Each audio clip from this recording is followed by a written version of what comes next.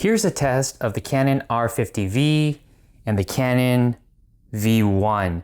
I'm using this in a setup where it's an interview, a sit-down interview, and I'm using one camera as a close-up, one camera as a wide shot. I have it on the Falcam tripod. I've done a review of this. I really like this for photography, but I haven't really used it for video because it doesn't have a video head. It has a ball mount, which isn't good for video, but I'm not gonna touch the camera in this scenario, so this would be fine. And the benefit of this particular tripod is that you can get optional accessories like this Falcam magic arm that connects directly to the tripod, and then you can connect your magic arm right to the V1. I'm recording these two cameras right now, and I'm gonna be playing the video as I'm describing my setup here.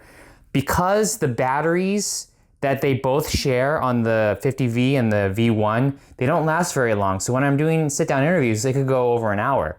So what I have is some USB power, and I have two methods of powering it, and they're both connected to the tripod.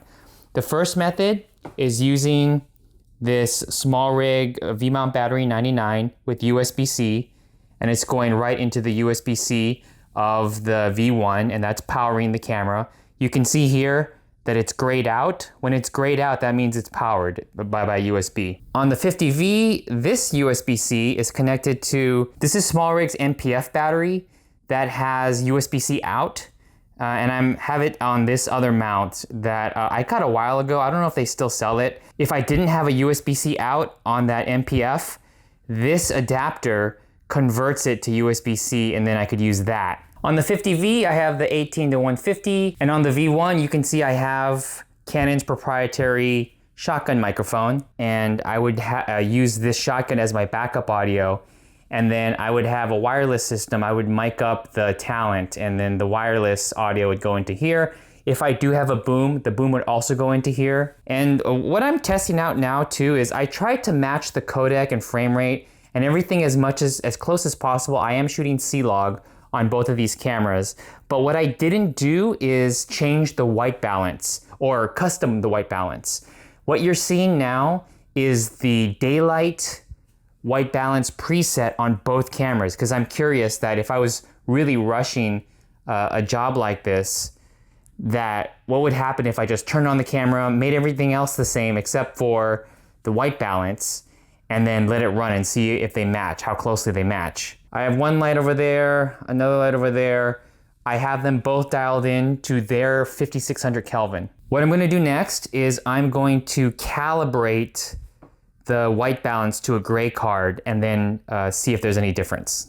This is a little annoying. I'm trying to set custom white balance to that gray card over there. The V1 is different than the R50. The R50V, you just go to the white balance icon, and then there you can hit the button, and then it calibrates the white balance just with the touch of a button. Really easy. The V1 is not as easy. When you go to the white balance, you're not allowed to do it the same way. You just get this. So the way I looked in the manual, the way you set custom white balance is that you got to go to photo mode. Then you got to take a photo of that gray card all the way zoomed in, take a photo of it. Then you go to the menu system, and then you need to set the custom white balance by going set custom white balance. And there's the still photo that I took of the gray card. Then you hit set, and then you accept the custom white balance. And that's apparently how you're supposed to set custom white balance. And I'm gonna zoom this as much as I can. All right, 3.1 times. So now this is zoomed to 50 mil. And this one, I'll zoom in all the way.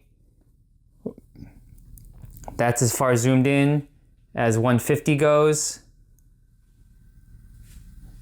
So you can see the benefit of a zoom lens versus a built-in lens.